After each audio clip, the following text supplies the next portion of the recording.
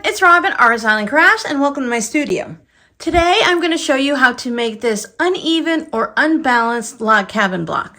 If you've been hanging out with me for a bit on my live streams and on my Whip It Wednesdays, I've been talking about doing a quilt along on this channel in 2025.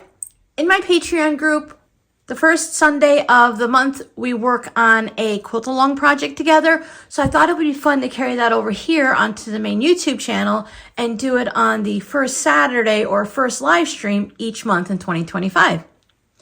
Now this is a style of log cabin block that I'm going to work on, but you can work on any style you'd like or any size you'd like. There's such a wide variety of log cabin blocks. You can do paper pieced. You can even hand piece it if you'd like. If you're not sure what you'd like to do, if you ever have an hour or two of spare time, head on over to Pinterest and look up log cabin quilts.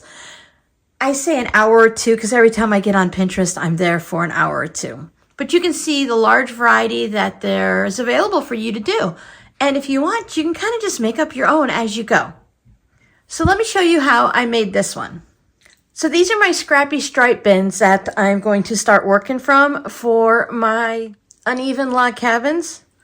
These two bins are rainbow colors and neutrals and such. They are all 1.5 inch strips. I also have some leftover binding that I just store in there. So these are all even and of the same width, but this container has a variety of widths. So some are very narrow, some are a bit wide. So there's a nice variety, but it still fits into my basic rainbow colors that I enjoy. Of course, you can make your log cabins any color you'd like, any type of holiday. Christmas log cabins are really quick and fun to make. The wider your strips, the bigger your block, the faster your quilt is going to go. So if you're going to be making a king size, then maybe you might not want to work with the tiniest ones for the most part. Now, of course, when you're working on your log cabins, you can make them in any style you want for the quilt along, but I like the uneven version. I like wonky ones and straight ones. So today we're going to make the uneven ones. Since we want our log cabin block to be square and not wonky, we're just using different widths of strips. It's going to be uneven, but we still want it to look nice and straight. Whatever size square I'm going to put in the center, I want it to be square. So I like this fabric. It's a 2.5 inch strip. So I went ahead and I cut a 2.5 inch square. Now you can plan your log cabin and lay your fabrics down in what looks appealing to you. Maybe you want to do a log cabin that has the dark on one side and the light on the other, like a traditional log cabin. It can be a little bit harder when we're doing an uneven log cabin. I'm just going more for something colorful. Maybe I want to have an all pink block, or maybe I just want to use two colors. I want mine just to be kind of rainbow fun, and I don't want to get myself limited and stuck in a corner. I definitely don't want to paint myself into a corner and have to use the same fabrics in the block and repeat them. I think it'd be fun to have different fabrics all the way around. I'll be making a 9.5 inch block. You can make your log cabin any random size you want. There are basic standard quilt block sizes, 4.5, 6.5, 9.5, 12.5, but you can make an 8 inch quilt block if you like. If you know where you want to use your quilt and you can figure out the measurements if you're going to be putting it on a king size bed, then decide how many blocks you're going to need and just make them in that measurement. I do find it very useful to have a ruler that you can use to square up. This is a 9.5 inch ruler, and I really enjoy 9.5 inch log cabins, so that's the size I'm going to make. Once my first center square is chosen, smaller, larger, any weird size you want. If it can be 2 1/4, it can be 3 1/8, any size that works for you. Then I'm going to choose my next fabric. As you see, I have them all lined up. Sometimes it's easier if you have your fabrics in separate containers because these are going to explode once I start picking through them. I have gotten into a good habit of how I deal with my fabric scraps, so let's see what kind of mess I can create. I like to make a test block first just to get a feel and to see about how much fabric I'm going to need for it. It will vary because it depends on the width of your strips, but I have a basic idea on my fabrics and what I'm going to use. So after I make my first one, then I will start setting it up. A design board would be really helpful. so you can kind of lay your fabrics out and see how they go. But I know that I love the majority of these fabrics. I might not use these. I might make these into a separate project, so I probably skip using the florals and the fun and wild and wacky ones and use them in a different project. Otherwise, I'm going to be using most of the fabrics here, plus my 1.5 inch strip. I will be following the basic log cabin design where you put one here and you put one there and you just work your way around. You could do it like a courthouse step where you do one on each side and then on the opposite sides and you just keep working your way around. I like kind of spinning it around like that, so that's what I'm going to choose to do. So because that's the way I'm going to do mine, I'm going to put mine on the side here and sew a 1/4 inch seam. Now this piece isn't straight, so I could trim it up afterwards, but I'm going to trim it ahead of time. If you have your blocks and your fabrics all set up ahead of time, or at least make sure all of your strips are nice and squared up, it'll save you when you sit down to sew the blocks. So I'll put these right sides together and I'll go ahead and I'll sew it to there. Now I can measure this and say, okay, this is 2.5 inches, so I'll cut this piece 2.5 inches. There's different ways to do quilting. Some people are very true to the quilting style. Sometimes I like to just put a little bit above. So if I left that wonky bit on, I would just leave it a little bit above and then I can come through. And either here before I make it to the sewing machine or while I'm at the sewing machine, I'll just go ahead and trim off that extra. 1/4 inch seam allowance, 2.0 stitch length. Whatever you normally sew with when doing quilt blocks is the perfect one for you. If you can't get a perfect 1/4 inch seam, this is a great block for you because you're just going to keep making it bigger and bigger until it's large enough to set your ruler down on. If you don't have a ruler, you can cut out a piece of paper or a piece of cardboard or something. Just as we go along, I'll show you how I just lay my ruler down to see where I might need to put another strip as we get going. The beginning is really super easy. We're just going to lay strips down and sew them down. Once I use the fabric, I'm going to go ahead and put it in this container and set it aside. I don't want to repeat fabrics in a block. I don't think I'll have to. Plus I have more scraps behind me on my scrap wall. So I should be able to just make each block unique. Within that block, I don't mind if I use this fabric in 3 other blocks. I just want to avoid using it in the same block. So this is what it looks like. You can trim off the extra now, or you can press it to set the stitches. Push it over. I'm going to press everything to the new log that I just sewed on. So everything's going to get pressed away from the center. So you can trim it now or you can press it and then trim it afterwards. So I have not trimmed mine up yet. I find that these little rulers, this one is a Missouri Star ruler. I also have one from Creative Grids. Any little small ruler I find really helpful to just do this part right here. Or you can bring out your big ruler. Usually after making one block, you'll find your rhythm and what you like to do and just go ahead and work on it that way. Because I make something one way doesn't mean you have to. I do like to take the lines on here and I will line it up with my seam and then I slide the ruler over so that it's equal and even on the side of my fabric. And then I can cut that bit off, spin it around, and do the same thing here. If something happened and you got a little wobbly, you can always trim off the extras so that you have a straight, even line all the way. So there's piece 1. Now on your basic log cabin, we will go ahead and put a piece here.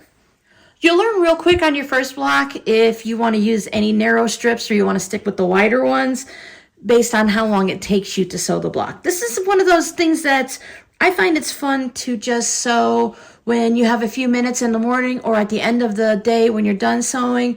Maybe you just don't really have much sojo left. That means you're not really motivated. You're not feeling the creativity to work on a project. You can prep your fabrics. If you don't want to touch your sewing machine at all, but you're really interested in doing this project at some point, you can just go ahead and iron and cut your fabrics because you want to have it so that it's nice and straight on both sides. You don't want to have any pieces that are curved in any direction. I have the selvage on this piece still, so this is a jelly roll strip. It's 2.5 inches wide. I prefer not to have the selvage in this project. The selvage doesn't have really any stretch to it. It's just a piece that they put down on the machinery to hold it while they go ahead and print the rest of the fabric. There are selvage projects that you can do. So if you want to save this and use it for something else, so if you want to use this in a future salvage project, if there's something printed here, this one's just white, you can go ahead and trim it off and leave a little bit of the print on, however much or little you want, or you can just go ahead and trim it so that all of the white is gone. Completely up to you, whichever way you prefer. This is a lot of fabric to take over to the sewing machine, so I will once again put it down like that. If I was sewing a bunch of blocks at the same time, then I would just do this at the sewing machine. But since we're hanging out and chatting, this is a little easier to manage. So I have a little extra there and a little extra there, or you can measure from here to here and cut your fabric that exact length. When you're making regular log cabins, and let's say every log going around is 2.5 inches, then you can write these measurements down and you'll know to cut your fabrics to those measurements. You can put them on your design board and then just stack them up or put more design boards down, and you can have all of the exact measurements. And if you do all your cutting first, you'll just spend the rest of the time at the sewing machine pushing them through. So I have this, and I'll go ahead and stitch that. Remember, this piece is going to be on the bottom. Pressed and trimmed. Now I'm ready to add my next log on. Now I have a lot of 2.5 inch strips here. So what I want to do is for this one, I'm going to figure out how much fabric I need. Again, you could measure it, but I'm just going to make sure that I have a little bit extra on each end. And then I'm going to cut this one so that it's narrower. Now I could pick out other scraps that are different widths, but I wanted to show you what you can do if all you're working with is a jelly roll and you want to try and make one that's a little uneven. So I can just go ahead and cut 1 inch off of this, and that'll make my strip 1.5 inches. If you've been hanging out with me for a while, you know I'll turn that into a fabric postcard or something. It's never going to go to waste here. Right sides together, take it over. I do like to put the new strip on the bottom just so I can keep an eye on the seam to make sure it doesn't flip. Not a crisis if it does, but it's nice sometimes to just leave the bigger strip on the bottom. 1, 2, 3, 4, ready for number 5. Now we're getting to the point with log cabins. If you're not sure where to put your next piece, once we get past here, we can start seeing the little trick. There is 1 seam, 2 seam. 1 seam, 1 seam. If you're doing the log cabin style, anytime you have 2 seams, there's only going to be one side, or there should only be one side that has 2 seams. So this is where my next piece would be. Now, if you just want to start sewing scraps together and have fun, then you can sew them in any order you want. If you want to put this one down here and add it there, that's okay. As we get making it, we'll just set it down on our block. And if we had this piece here, we would just say, okay, well, we still have plenty of space. But if we were making a 6.5 inch block, I just lay it down on my block and I might look, I'm like, okay, I have plenty of here. My next 2 pieces need to go there. So even if your center piece is up in the corner or over here on the side, that doesn't really matter unless it matters to you.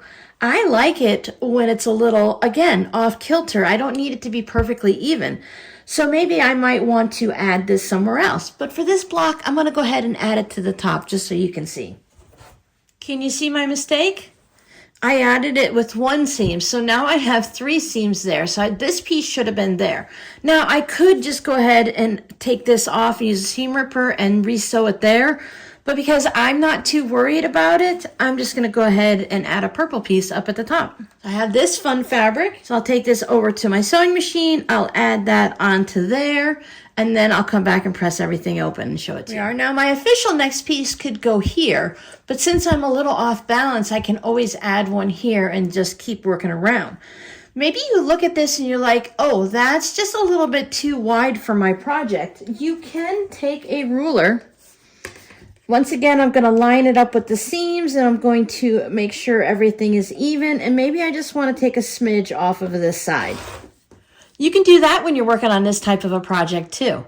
Since we're not doing everything exactly the same all the way around, we can have fun. I find this is a very relaxing and fun scrappy sewing process.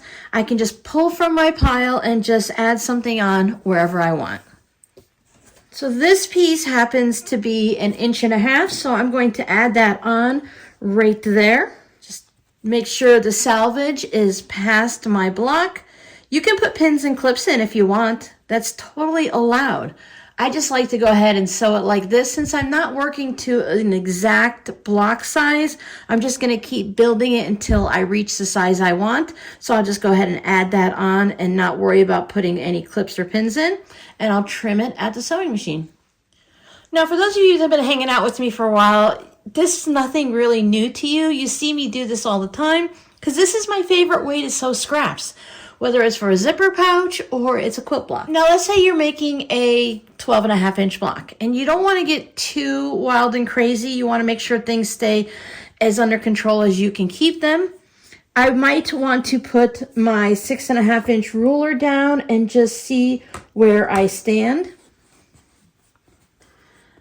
So this block right now is 6.5 inches this way, no problem, but it's 5 3/4. So I would need to add something onto this side to make it 6.5 inches. So I'm going to go ahead and do that so I can show you how to square this down to 6.5 inches if you're making smaller blocks. Now, since I'm going to be trimming the fabric, I don't want to put anything too wide over there. So I have this sitting at the top of the pile. This one measures about 1.5 inches, so I will add that to that side, and then we'll go ahead and square everything up. When I went over to the sewing machine, I realized that if I use this narrow piece, it's either going to make it exactly 6.5 inches or it's going to be just shy. So I'm going to save this for my next block. And I went ahead and added this wider piece so that I could show you how to trim it up. Now, I know this is going to stretch some of you just by grabbing random fabrics like this and sewing them together. Sometimes it helps us when we need things structured to trim our blocks down to 6.5 inches, 9.5 inches, and then 12.5 inches, just to keep yourself from ending up with a rectangle. I usually just keep one of my rulers or this size and the 9.5 next to my sewing space so I can just go ahead and set it down and see if it's the right size. So for this one, if I were to line it up right along here on the edge, so I have 6.5 here, here, and there. When I trim this off, this is going to be less than 1 inch there. So since I have some wider sections over here, I'll just move my ruler over a little bit so that each of these strips in all 4 directions, they're more than this much. Because when you sew this much to the next block, you're only going to have this much showing. And it's going to give you extra bulk for the seams. It's a little technique that I used when I was making my crumb blocks. So I'll just go ahead and I'll cut this strip off. For those of you that are saying, Robin, you're wasting fabric. Remember, I personally will use this piece of fabric in my scrappy note cards or my fabric postcards. But if you don't use these scraps, then you can go ahead and wherever you normally put your little bits of scraps. So something like this, if you normally throw it away, if you make pin cushions, you donate it to some type of recycling place or a children's school or church, whatever you do with this, you can do with this. And if this bothers you, then just make sure you have everything going nice and easy and that everything is the right size, because I did not have to trim this off. I could have left that on because it works for me since I'm making a 9.5 inch block. So I wouldn't need to trim it. I just wanted to show you for those of you that are going to be making a 6.5 inch block, or if it works better for your brain to trim it at 6.5 and then maybe at 12.5. Make your first block. See how it feels and what you need to change in order to make this. If it's something you really, really want to make, you'll find a way to make the block that works for you. For me, I'm okay. I'm just gonna have a little bit of fun. So for me, if I have this little piece left over for whatever reason, I will use it to make something scrappy with. But if that's something that bothers you, then just plan your squares as you go. Once you make that first one, you can use it in the quilt. If you didn't like the process or you didn't like what you did, you can always turn it into a pot holder, a coaster. I'm sure you can come up with a lot of different things that you can use. I would use that as a zipper pouch. You can build it out just a little bit more and then you can turn it into a zipper pouch. It could be a coin pouch as is. There's so many things we can do with our scraps. That would be a nice mug rug or a coaster. So I'm going to continue sewing around and adding my fabrics willy-nilly wherever I feel like it. For this one, if I were to follow the log cabin rule, I would need to add a piece there and there. Now I'm 6.5 inches square. So my log cabin, as you're looking at it so far, is square, but it's uneven. I have 2 pieces of fabric there and only 1 there. So when I say it's uneven, that's what I mean. Every log is not the same. So when it's finished, I may or may not have a center square. This one's going to be in the center-ish. I'll work around it so it stays kind of centered, but it won't be in the direct center, or it may not be. Depends on how it comes out when I'm done. So let me go ahead and get this finished. I'll take you over to the sewing machine so you can see me sewing some of the logs. I'll show you as I'm trimming it up. I think for this one, I'll go ahead and go all the way to 12.5 inches just so you guys can see what it looks like. I decided to go ahead and sort of lay out my next round of colors. So I'll start with the orange polka dot and I'll work my way around and see what I end up with.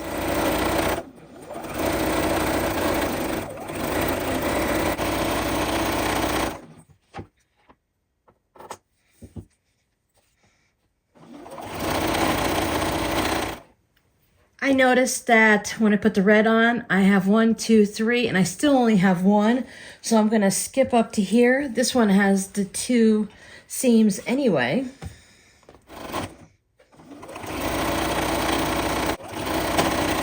After I do a full round, I try to look at it and to make sure I'm not turning it into a rectangle. So I might bring in my 12.5 inch ruler and I can lay it down or I can put it underneath it. And I can see that it's 8.5 here and close to 9.5 over here. So I might want to think, okay, so if I'm building it out this way, if I have it in the center, where do I want to build it? Do I want to build it from the corner or from the center? And I just want to make sure that I'm trying to balance everything out. I don't want to sit here and think about it a ton, but I also want to keep an eye on it. So I have this gray that I thought I might bring over here. If I overlap that by 1/4 inch, that means 1, 2, 3, 4, 1, 2. So if I think about it, that would probably be there. So I would want to put something over here that's about a 2.5 inch strip. It will give me narrow over here and wider over there, but that's not going to bother me too much. Now I have 3 here and 3 there, so I can keep building that out. I can look and I can see that's my 1/4 inch seam allowance, so I can go ahead and figure out the measurements. If I put 1 piece down or 2, if I want it wider or narrower. This can be a lot of thinking, and I'm probably giving you more information than I put into it. When you start making these, you don't have to think and measure and have this whole conversation with yourself. As you make your 3rd and 4th one, you just be like, boom, boom, boom. Oh, okay, well, I'll put something there and there. And then as I get close, when I have just one last round of logs, then I'll look and I'll try to make sure that I have the right size. Otherwise, we have to do like we did with the 6.5 inch block, and we have to center our 12.5 inch square ruler and make sure we have a little bit of fabric sticking out everywhere. It's really a lot quicker than this video is showing. But I want to show you all those little details, so I don't want anyone who might overthink the project a little bit to get stuck somewhere. So I give you an extra tidbit here and there. Okay, I've built my block out to 12.5 inches. Put my ruler on it. There's fabric coming around all 4 sides. One of the things I did while I was working on the project, is I wanted to put a yellow piece there, and I found a piece, and I'm like, oh, that looks like a great yellow. I had pulled that one out and put it in my side bin, and there was still more of it in those stacks of fabric. So now that I've already duplicated a fabric in a block on the very first one, I don't have to worry about it. It's no stress for the rest of the quilt because whatever happens will happen.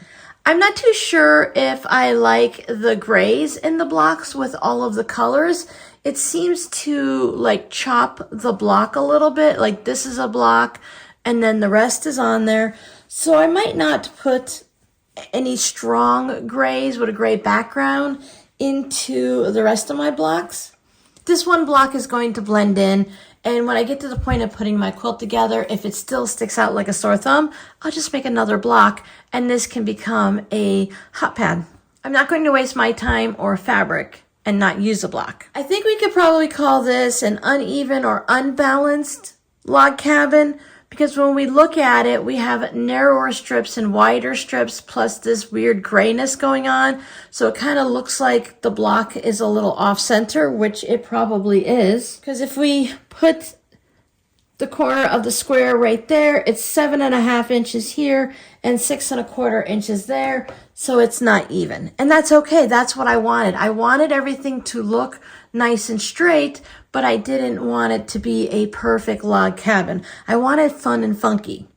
Now, to avoid wonkiness as I was making my blocks, if I had one piece, this yellow in particular, after I sewed it down, I noticed the edge was just a little ripply wavy, not like this, just off to the side. So what I did in that circumstance is I would line up on this seam. I would put my ruler and pick a spot and line it up. So if I put it on the 2 inches, and if it had extra and it was a little bit wavy, I would just cut it off. Or I could go to 2 1/8. I just made sure that whatever that seam line was, that I kept it even. And that allowed me to put the next strip down and have a straight line to sew it to. So now all I need to do is trim this up to 12.5 inches. It's about even all the way around. There's extra on both sides and then a smidge on the top and bottom. So I can go ahead and just pick spots. So if I put 1.5 on that seam, then I can line up a seam here and I can do my best to line up some seams there. As long as I have fabric underneath my entire ruler, then that's really all that matters, so I can trim it off. As you can see, I didn't even trim the excess off on the last round because I'm going to trim it off now. So if you have a rotating mat, it makes it easier if you could just spin it around, but I'll just cut these two sides.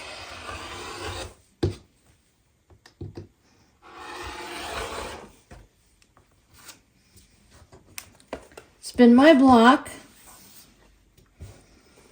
And then I'll line it up in the corner here and on the left side and the bottom. So trim off this.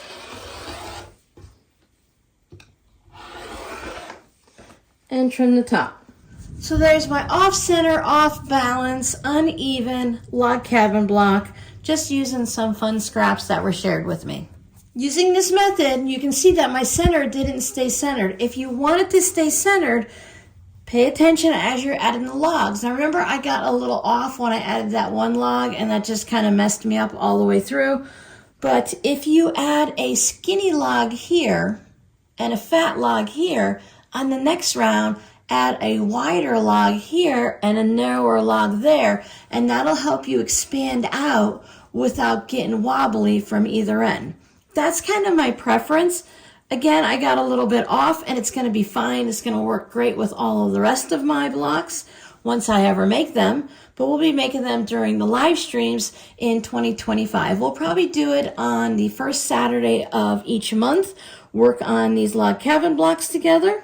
And then you can ask any questions here in the comments, and then throughout our quilt along next year, you can ask questions there too. And at some point, it'll get turned into a finished quilt. I think it's going to look great on my bed. If you search my YouTube channel using the little magnifying glass and you search for log cabin, several different log cabin videos will pop up for you. I'll pin one of them down in the comments. You can watch this video here if you want to make your own design boards. And I'll put something fun over in this video. So you guys so much for hanging out with me today. I know these videos take a little bit because we go piece by piece, and I want to make sure that everyone who can join in and enjoy themselves and be successful with their project. This is a great project to use up your scraps, and it's also a great project if you're a beginner. So your scrappy word of the day is wombat. Do you know what wombat means in terms of quilting and projects and crafting? If you want to take a guess at what wombat might stand for, go ahead and leave it down in the comments. And I'll see you guys in the next video. Bye!